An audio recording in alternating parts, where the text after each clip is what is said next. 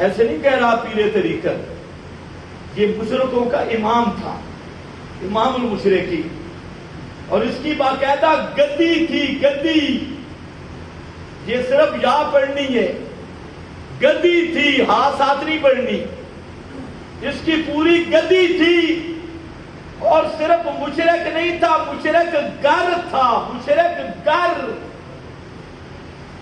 معلم المشرکین، یہ طریقے بتاتا تھا کہ بابے کے سامنے آؤ گے نا، بابا یوں دیکھو،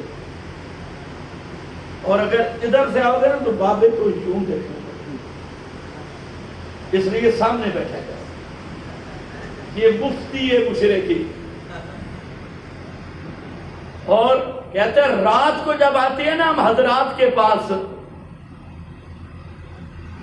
یہ ہمارے کان میں باتیں کرتی، ہمیں بتاتی کہ اس کو بیٹا دینا ہے، اس کو فلانا دینا ہے، اس کو فلانا دینا ہے، اس کی حاجت روائی کرنی ہے، یہ رات کے ٹائم ہمارے ساتھ بولتے ہیں، اور بابا ہمیں خواب میں آتا ہے، اور جب ہم مراقبہ کرتے ہیں اللہ اوپر چادر آ جاتی ہے، تو اس وقت تو ہم پہنچ جاتے ہیں، بیٹھے جہاں ہوتے ہیں، بادشاہ تمہیں کیا پتا، تم سمجھتے ہو کہ ہم ادھر بیٹھے ہیں، تو ہم اس وقت مدینہ عالیہ میں پہنچے ہوئے ہوتے ہیں، فلانی جگہ پہ۔ ہم جب مراقبہ کریں تو بزرگوں کی روحانیت سے ملاقات ہوتی ہے، ہمارا سلسلہ فلانا ہے، یہ مشرک گر تھا، مشرک گر، تو فرمایا حنیفا مسلمہ، حضرت ابراہیم نے نہیں سوچا کہ میرا ابا بڑا پیر ہے، ابے کی رعایت کر لوں، کچھ ابے کے ساتھ ہو جاؤں، کچھ قوم کے ساتھ ہو جاؤں، کچھ جناب بادشاہ سے ڈر جاؤں، بادشاہ بھی مشرک، برادری بھی مشرک، والد بھی مشرک، اور بڑا دربار، اور وہاں پر کھڑے ہو کے حضرت ابراہیم کیا کہتے ہیں، یا ابت لما تعبد، اب ذہن لے یعبد اللہ، بات وہی چل رہی ہے، لما تعبد، کیوں عبادت کرتے ہیں، اور حضرت ابراہیم نے مسئلہ بھی سما چھیڑا، لما تعبد ما لا يسمع ولا يبصر ولا يغني عنك شيئا، یہ باپ کے سامنے کوئی رعایت کی حضرت ابراہیم کا تو اپنا باپ تھا اور پیر باپ تھا، اور تو جن کے پیچھے چلتے ہیں وہ تیرے باپ ہیں۔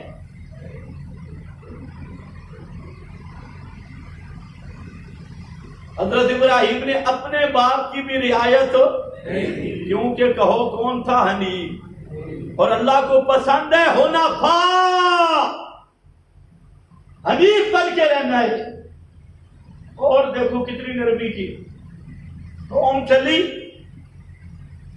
ان کا باڑا تھا، بڑا باڑا، اس میں حضرت ابراہیم کو موقع ملا، فرمایا اذ جاء ربہ بقلب سلیم، حضرت ابراہیم رب کے پاس آیا، اور کیسے آیا، خیال کرنا وہ حنیف کا لفظ تھا، یہاں اور لفظ آیا اذ جاء ربہ بقلب سلیم، اللہ کے پاس آیا، کس کے ساتھ، سالم دل کے ساتھ، بقلب سلیم۔ امام قرطبی نے معنی کیا کہ قلب سلیم کس کو کہتے ہیں، کہ ایسا دل جو سالم عن الشرک، سالم عن الشبہات، سالم عن البدعات، ایسا دل جو شبہات سے خالی ہو، ایسا دل جس میں اللہ کی توحید کے بارے میں شک شبہ نہ ہو، کامل یقین ہو، اور ایسا دل جو شرک سے بھی پاک ہو، بدعت سے بھی پاک ہو۔ اور ایک دوسرا معنی کیا، سلیم کہتے ہیں، سلیم کہتے ہیں عربی میں جس کو سانپ ڈس لے، سانپ کے ڈسے ہوئے کو سلیم کہتے ہیں، جس کو سانپ کاٹے۔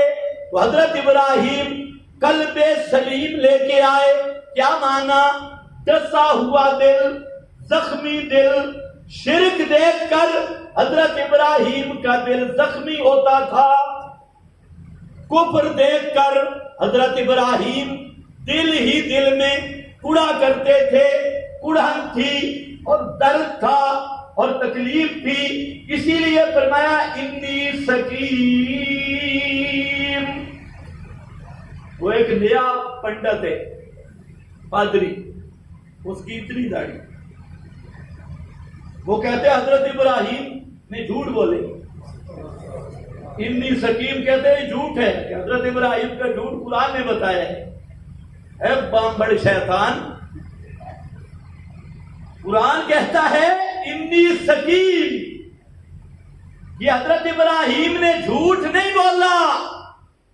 حضرت ابراہیم کون تھے؟ انہو کان صدیقا نبیا، یہ تو قرآن نے انہو کے ساتھ ایسے پنڈتوں اور پادریوں کو جواب دیا جنہوں نے روایتوں کے تابع بن کے قرآن کو چھوڑا اور راویوں پہ اعتماد کیا، رب کے قرآن کو چھوڑ کے جھوٹ خود بولتے بولتے کہتے پیغمبر نے بھی دین جھوٹ بولا۔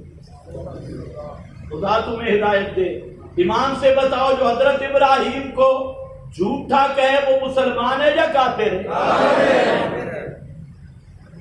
اس لیے کہ قرآن کا منکر ہے۔ کہتے ایک جھوٹ دی ہے انی سقیم، بلے بلے کیا قرآن دادی ہے، شکر ہے یہ آپ نے نہیں پڑھا اذ جاء ربہ بقلب سلیم، یہ پڑھ لیتا تو پتہ نہیں کیا کہتا۔ بھائی سقیم کا معنی ٹینشن ہے۔ حضرت ابراہیم نے کہا کہ تم جاؤ نا ذرا عرس پر، اور مجھے انی سقیم، مجھے ٹینشن ہے تمہارے شرک پر، تمہارے کفر پر، میری طبیعت ناساز ہے۔ اور مباحث آدمی جب شرک دیکھے، کفر دیکھے تو اس کا پارا تیز ہوتا ہے یا نہیں ہوتا؟ مباحث کو غصہ آتا ہے یا نہیں آتا؟ یہ غصہ، یہ اس کو تعبیر کیا انی سقیم، جو اس بڑے بامبڑ کو جھوٹ نظر آ رہا ہے، شیطان کو کہتے ہیں جھوٹ بولا، یہ جھوٹ نہیں ہے، تو کذاب ابن کذاب ہے۔ حضرت ابراہیم سچا، سارے نبی سچے، پیغمبر کوئی بھی جھوٹ نہیں بولتا، اور جو نبیوں کو جھوٹا کہے وہ کبھی مسلمان نہیں ہوتا۔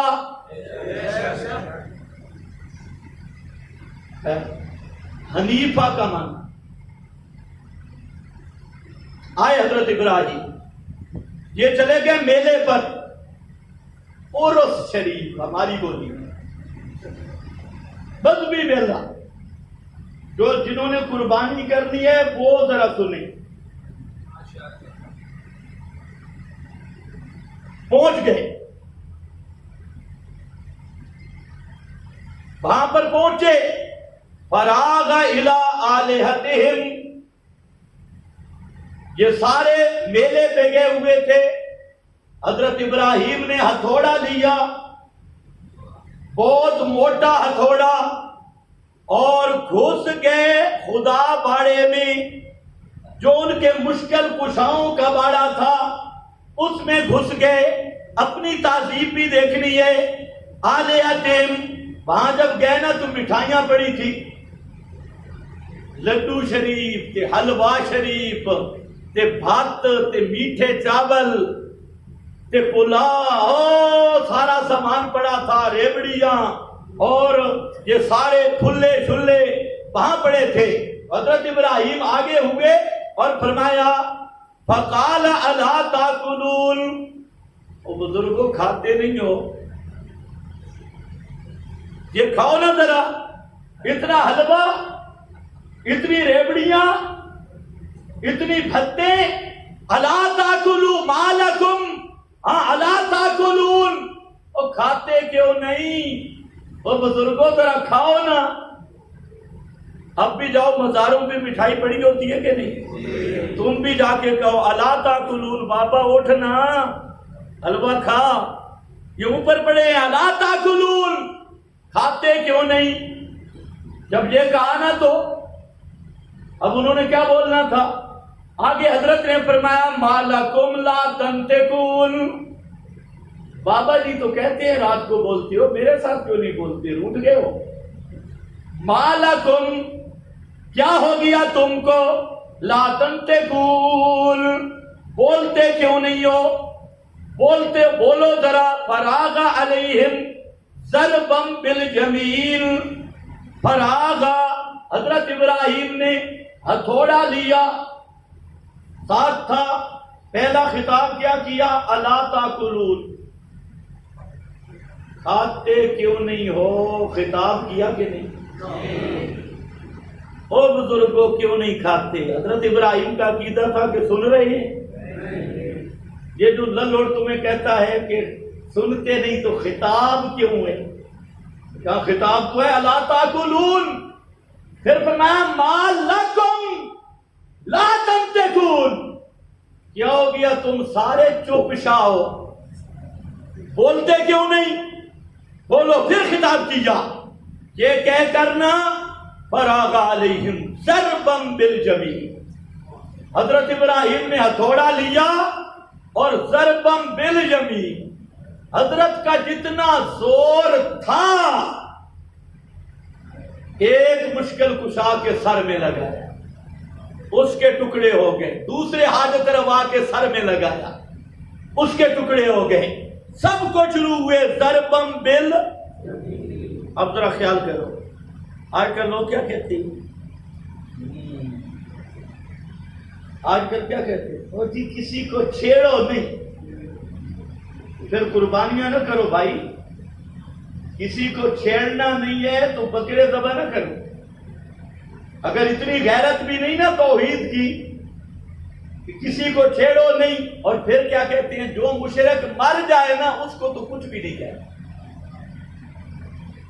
جو بنتی مشرک اس کو تو بالکل توبہ توبہ. موئے بزرگوں کے پیچھے بولتی ہیں، موئے مشرکوں کے پیچھے بولتے ہیں. تو ابو جہل زندہ ہے نا ابھی تک، فرعون زندہ ہے ابھی تک. تو اس لیے میں کچھ بھی نہیں کہتا. آج کل تو ویسے بھی ہم نے میٹھی میٹھی تقریریں سیکھی ہیں، پیاری پیاری تقریریں. اتنی بات دوستوں بزرگوں سمجھ لو، جس کے دل میں توحید کی غیرت نہیں نا وہ قربانی کرنے کی کوشش نہ کرے. قربانی وہ کرے جس کے دل میں توحید کی غیرت ہے. اور جو شرک کا بھی دشمن ہے مشرک کا بھی دشمن ہے. اب حضرت ابراہیم نے کیا کیا، کیسی رواداری کی. لوگ کہتے آپ کا اخلاق دیکھ کے تو توبہ توبہ توبہ. یہ اپنے مرکز میں مسئلہ بیان کرتا نا، دوسرے کے الہوں کو کیوں چھیڑا ہے؟ انہوں نے صرف چھیڑا نہیں، رگڑا نکالا، رگڑا نکالا. یہ ہوتا ہے حنیف. فراغ علیہم ضربا بالجمیل. نمازوں میں پڑھنے پہ کوئی ناراض نہیں ہوتا، زکوٰۃ پہ کوئی ناراض نہیں. اگر صرف روزے نمازوں کا مسئلہ ہوتا پیغمبر کریم ہجرت نہ کرتے اور نبی کے ساتھ بھی لوگ اختلاف نہ کرتے. اصل اختلاف ہوتا ہے نظام توحید کے ساتھ ٹکرانے سے. جب نظام توحید نظام شرک سے ٹکراتا ہے یہاں سے اختلاف شروع ہوتا ہے. لوگ آپ کو کہیں گے یار اپنی نمازیں پڑھو، روزے رکھو، کولیاں تقریراں، میٹھیاں تقریراں اور فضائل بیان کیا کرو، بتایا کرو جو 2 رکعتیں نماز پڑھتا ہے سیدھا جنت میں جائے گا. وضو کرو گے گناہ جڑ جائیں گے، تہجد پڑھو گے سمندر کی جھاگ کے برابر گناہ ختم ہو جائیں گے. اور جہاں ہماری مسجد میں سے روزہ کے لیے آؤ گے 1 نماز کا 49 کروڑ کا ثواب ملے گا. میٹھے حلوے والے مسئلے. لیکن یاد رکھ لو جب تک مسئلہ توحید نہیں، خدا کی قسم تو نمازوں کی بات کرتا ہے. ابو جہل نے کعبۃ اللہ تعمیر کیا، ثواب کوئی نہیں، جہنم میں گیا. کعبے کے اندر کھڑے ہو کے اللہ کو پکارتا تھا اور کہتا تھا اللہم ھذا للہ، اللہ یہ سارا تیرے لیے کرتا ہوں. وہ کعبے کا خادم بن کر بھی جہنم میں چلا گیا اس لیے کہ مسئلہ توحید نہیں مانا. تو بکرا دے کے جنت میں نہیں جا سکتا، پہلے عقیدہ حضرت ابراہیم والا اختیار کر، اور حضرت ابراہیم کا عقیدہ یہ ہے، حنیف عقیدہ یہ ہے کہ ما فوق الاسباب، سننے والا رب کے سوا کوئی نہیں۔ اب آ رہی قربانی، 7 حصے شامل ہو گئے، اور ایک آدمی مشرک آپ کے ساتھ شامل ہو گیا جس کا عقیدہ ہو کہ ما فوق الاسباب، کوئی نبی ولی بھی سنتا ہے، وہ بھی حاجت روا مشکل کشا ہے، ایسے عقیدے والا ایک آدمی بھی آپ کے ساتھ شامل ہو گیا تو 7 کی قربانی نہیں ہوگی۔ سن رہے ہو میری بات؟ 7 کے 7 کی قربانی نہیں ہوگی۔ کیوں؟ قربانی گوشت کا نام نہیں ہے۔ قربانی جب آپ ذبح کرتے ہیں نا، یہ چھری چلی قربانی ہو گئی۔ قربانی میں یہ بتانا ہوتا ہے کہ جانور کو پیدا کرنے والا اللہ ہے تو اللہ کے نام پہ ذبح ہونا ہے۔ یہ کس کے نام کی قربانی ہے؟ اللہ کے۔ اب گوشت کھاؤ تمہاری مرضی، نہ کھاؤ تمہاری مرضی، سارا گوشت کھا لو تب بھی تمہاری مرضی، کسی کو ایک بوٹی بھی نہ دو تمہاری مرضی، لیکن قربانی کا مطلب کیا ہے کہ کس کے لیے ہوگی؟ صرف قل ان صلاتی و نسکی و محیایا و، ہاں پہلے مماتی بننا ہوگا، ومماتی للہ رب العالمین۔ قربانی کس کے لیے؟ سب کو للہ، حتیٰ کہ یا توحید کی غیرت کا تقاضا دیکھو، جانور ذبح کر رہا ہے اور جانور ذبح کرتے ہوئے یہ کہتا ہے الصلاۃ والسلام علیک یا رسول اللہ، یہ کرتا ہے، جانور حرام ہو جائے گا۔ جانور کو ذبح کر رہا ہے، اگر زبان پہ ہے یا رسول اللہ پکار ہے، زبان سے پکار رہا ہے یا رسول اللہ یا نبی اللہ، ادھر چھری بھی چلا رہا ہے، یا کہتا ہے محمد یا محمد یا محمد یا پیر عبد القادر جیلانی یا باؤ سلطان، یا کہتا ہے باؤ سلطان محمد رسول، کوئی لفظ کہتا ہے تو جانور حرام ہو جائے گا۔ پتہ نہیں تمہیں بھی سمجھ آئیے کہ نہیں؟ جانور کیا ہو جائے گا؟ مفتیوں سے مسئلے پوچھ لو، مولویوں سے مسئلے پوچھ لو، کیوں حرام ہوگا؟ اس لیے کہ جانور کو پیدا کرنے والا کون ہے؟ اللہ۔ تو کس کے نام پہ جانور ذبح ہوگا؟ اللہ۔ کس کی نظر کے طور پہ جانور ذبح ہوگا؟ اللہ کی نظر اور نیاز کا یہ جانور ہے، نیاز ذات اللہ کا جانور ہے۔ اللہ نے قربانی میں بھی مسئلہ سمجھا دیا کہ محمد کا نام بڑا پاک ہے، بڑا عظیم ہے، رسول کی شان بڑی ہے، مقام بڑا ہے، لیکن یہ وہ مقام آ گیا کہ اگر رسول کا نام لے کے ذبح کرے تو جانور تب بھی حرام ہو جائے گا۔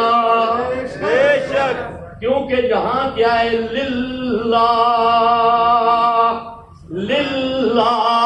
لِيَعْبُدُوا اللَّهَ مُخْلِصِينَ لَهُ الدِّينَ۔ اب پتہ چلے گا عبادت صرف اللہ کی ہے، رسول کے نام کی بھی نہیں۔ سبحان اللہ۔ اب مفتیوں سے جا کے مسئلہ پوچھو، تو اب یہ قربانی ہے اور یہ مباحثوں کی نیازات ہیں۔ اللہ نے سبق دیا ہے کہ توحید والا نظر نیاز کس کی دیتا ہے؟ اللہ کی۔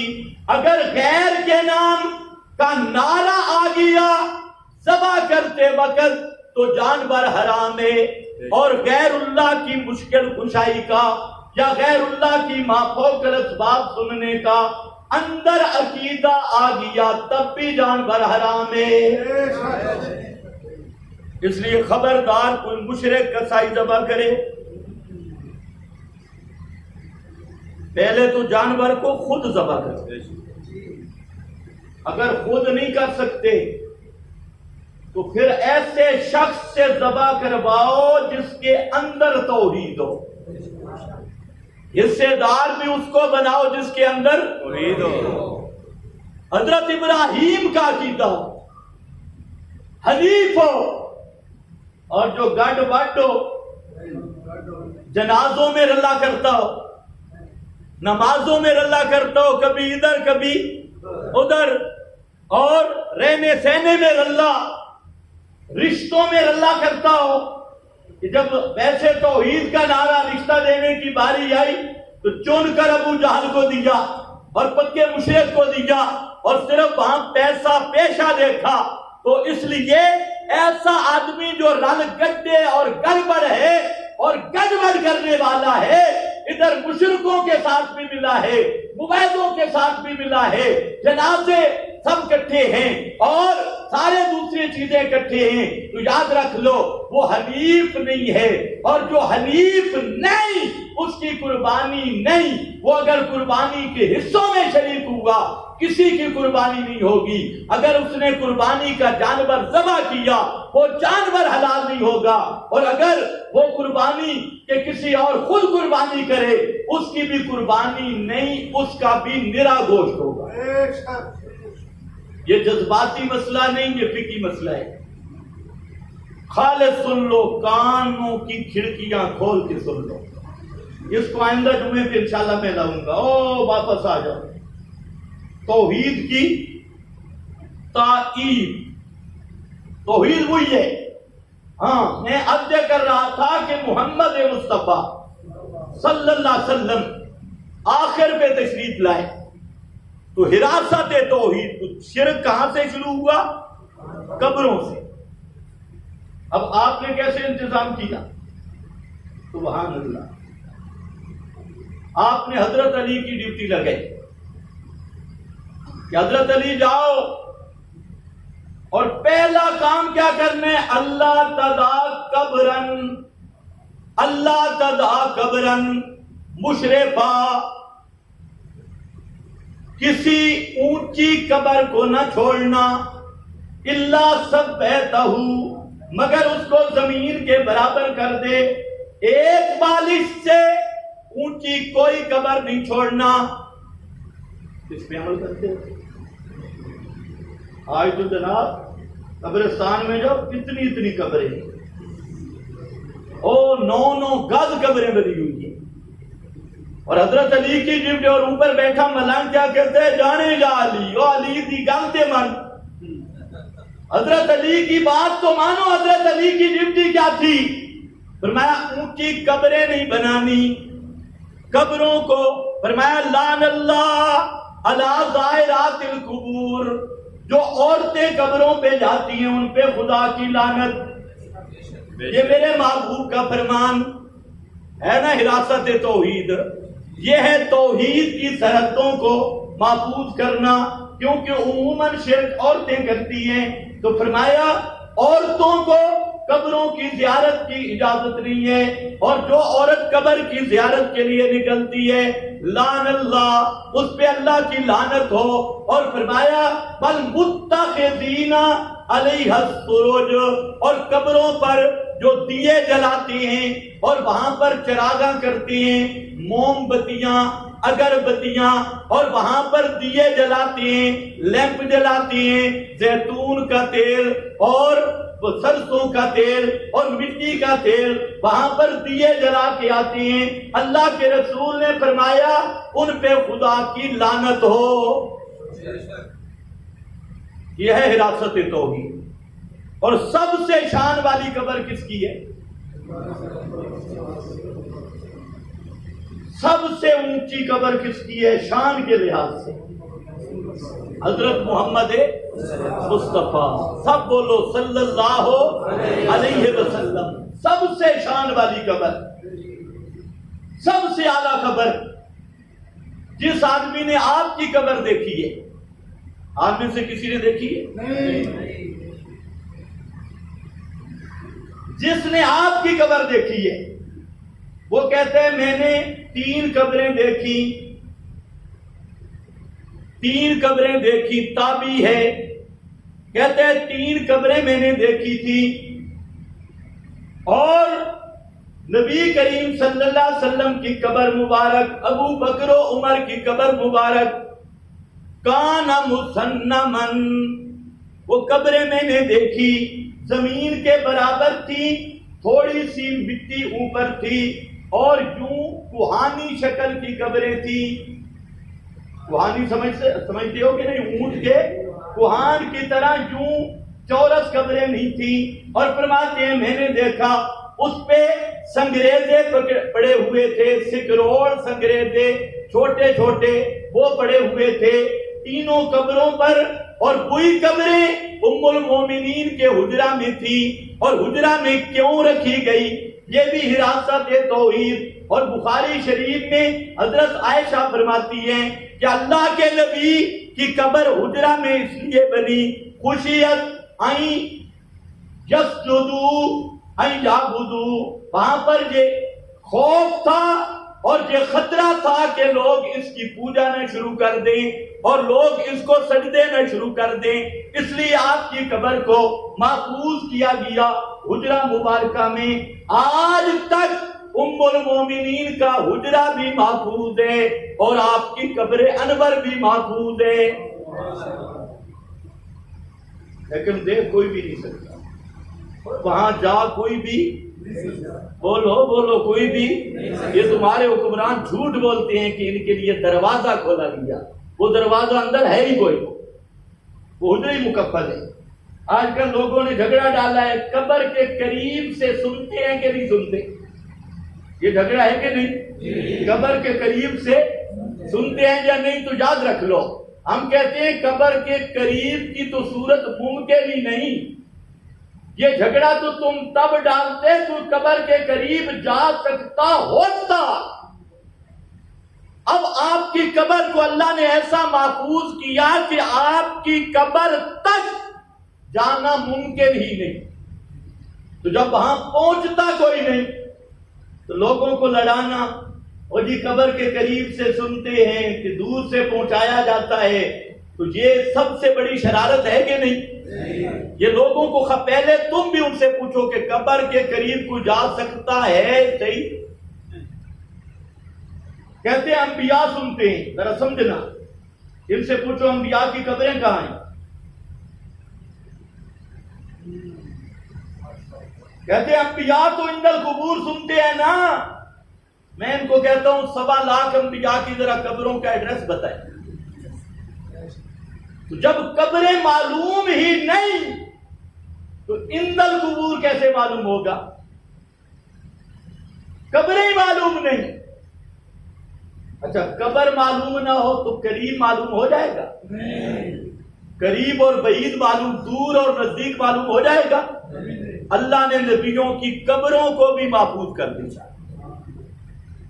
حضرت محمد مصطفیٰ صلی اللہ علیہ وسلم کی ایک قبر انور، اس کا پتہ ہے کہ کہاں ہے، باقی 1 لاکھ سے زائد انبیاء کی قبریں مولویوں کو بتاؤ، پوچھو کہاں ہیں، اور ذرا اس کی سند بھی پیش کر دیں، سب وہ قبریں ہی مخفی ہیں، پتہ ہی کوئی نہیں۔ تو جہاں عند القبر جاننا ممکن ہی نہیں، ایسے مسئلے پہ امت کو لڑاتے ہو کہ قبروں کے قریب سے سنتے ہیں۔ پہلے قرب تو ثابت کرو نا، قریب جانا ثابت تو کرو۔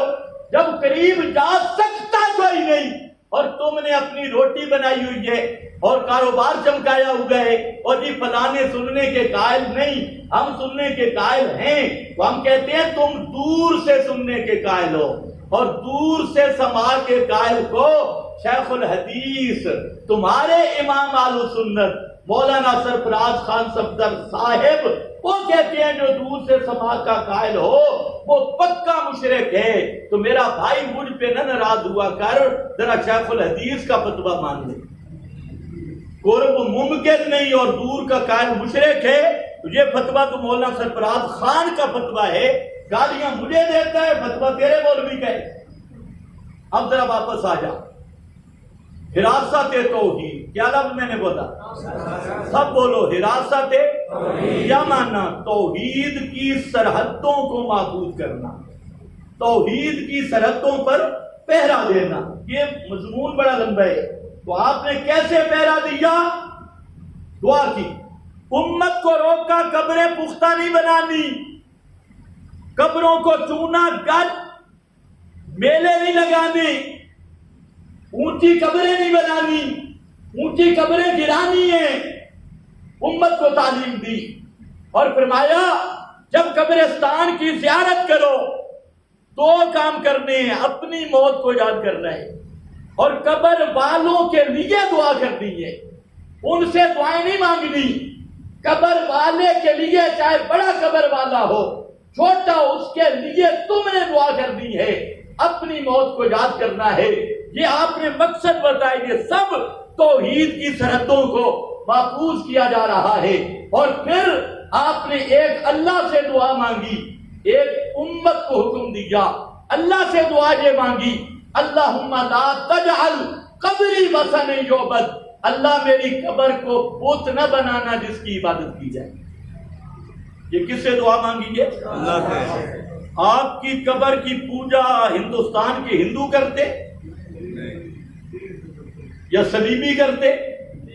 آپ کی قبر کی پوجا کس نے کرنی تھی؟ جنہوں نے علی حجویری کی قبر کو پوجا۔ آپ کی قبر کی پوجا کس نے کرنی تھی؟ جنہوں نے بہو سلطان کی قبر کو پوجا، کلمہ گو مشرک انہوں نے کرنی تھی۔ آپ نے دعا مانگی، اللہ میری قبر کو بت نہ بنانا جس کی، میں ختم کرتا ہوں، ذرا اونچے بولو، جس کی معلوم ہوتا ہے جس قبر کے ساتھ معاملہ پوجا والا کیا جائے وہ قبر بھی کیا بن جاتی ہے؟ وہ قبر بھی کیا بن جاتی ہے؟ وہ قبر بھی کیا بن جاتی ہے؟ اب کہتے ہیں بتوں والی ہے۔ اللہ کرے آپ کو سمجھ آئے گی۔ تو جب تم قبروں کے ساتھ معاملہ بتوں والا کرو گے نا، تو جیسے بتوں کے پجاری مشرک تھے تم ایسے مشرک ہوگے۔ اللہم لا تجعل قبری وثن یعبد۔ اور دوسرا حکم امت کو دیا، فرمایا او میری امت کے لوگوں، توجہ ہے، لا تجعلوا قبری عیدا، میری قبر پہ جھمگھٹا نہ بنانا، میری قبر پہ میلہ نہ لگانا، میری قبر پہ عرس شریف نہ کرنا۔ اچھا تمہارے پاکستانی باپوں کے تو کوئی دن ایسا خالی نہیں کوئی نہ کوئی عرس نہ ہوتا ہو، تو رسول پاک کا عرس ہوتا ہے نہیں، مدینہ پاک میں کیوں؟ تمہارے باپوں کا ہے، اگر عرس شریعت میں ہوتا تو وہاں ہونا چاہیے تھا یا نہیں؟ فرمایا لا تجعلوا قبری عیدا، میری قبر کو میلہ گاہ نہ بنانا۔ باقی رہ گیا درود، خاص درود کا مسئلہ ذکر کیا، رہ گیا درود۔ درود جس طرح قبر کے قریب پڑھنا ہے اسی طرح قبر سے دور پڑھنا ہے۔ توجہ ہے میری طرف؟ صلو، درود پڑھو۔ درود پڑھنا دونوں برابر ہے، قبر پر درود پڑھو تب بھی ٹھیک، قبر سے دور درود پڑھو تب بھی ٹھیک۔ کیوں؟ ان صلاتکم تبلغنی حیث کنتم، جہاں پر بھی تم درود پڑھو گے، چاہے قبر کے اوپر درود پڑھو گے تب، چاہے دور پڑھو گے تب، یہ درود دعا ہے، اور دعا اللہ کے ہاں قبول ہے، اور اللہ اس درود کی قبولیت دعا کے طور پہ مجھ پہ رحمت وہاں پڑھو گے تب بھی کر دے گا، قبر پہ کرو پڑھو گے تب بھی اللہ مجھ پہ رحمت کرے گا۔ دونوں صورتوں میں درود مقبول ہے، قبر انور پہ پڑھو تب بھی یہ دعا قبول ہے، جہاں بیٹھ کے پڑھو تب بھی یہ دعا قبول ہے۔ جب یہ دعا قبول ہے تو دعا کہ اللہ اللہم صلی علی، اللہ رحمت کر محمد مصطفیٰ پہ، یہ رحمت اب بھی ہو گئی ہے۔ کوئی قبر پہ جا کے کہے تب بھی ہوگی، جہاں کھڑے ہو کے کہے تب بھی ہوگی۔ اس لیے فرمایا یہ سمجھ کے کہ قبر پر جھمگھٹا نہ بنانا، مقصد واضح ہے کہ کہیں یہ عقیدہ نہ رکھ لو کہ قبر پہ سنتے ہیں لہذا سارے یہاں اکٹھے ہو جائیں اور وہاں سے نہیں سنتے. تو فرمایا سننا نہ جہاں ہے نہ وہاں ہے، وہاں پر بھی ہے بلوغ صلاۃ، بلوغ سلام، اور ایسو ما کنتم قبر پہ بھی ہے بلوغ صلاۃ اور بلوغ سلام. اس لیے امت کو ترغیب دی کہ میری قبر پہ اکٹھے نہیں ہونا، جھمگھٹا نہیں بنانا. یہ مضمون کس کا ہے؟ حراست توحید. وآخر دعوانا الحمدللہ.